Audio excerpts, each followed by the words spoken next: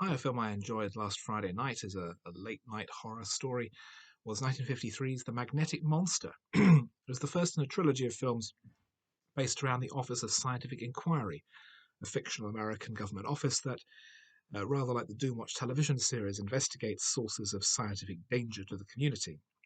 The film starts with reports of strange goings on in a hardware store, metallic objects behaving oddly, and the investigators trace it to an upstairs laboratory where a radioactive sample has been studied, and finally track it down to a scientist trying to take it onto a plane.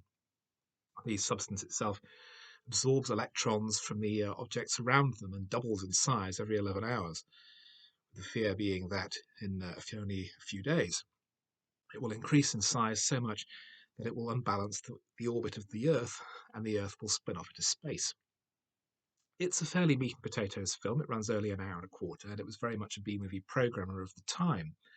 But I found it rather enjoyable. Despite its title, the monster itself is only metaphorical. It's not a creature as such, but simply a substance that acts in rational, natural terms.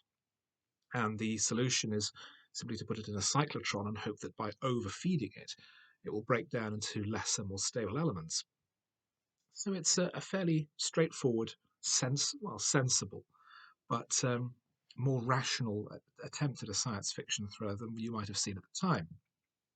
Um, the credits aren't anything in particular worth noting. The cast was actors I hadn't really heard of, and to be honest, having looked at the synopses of the next two films, I'm not sure they're terribly prepossessing.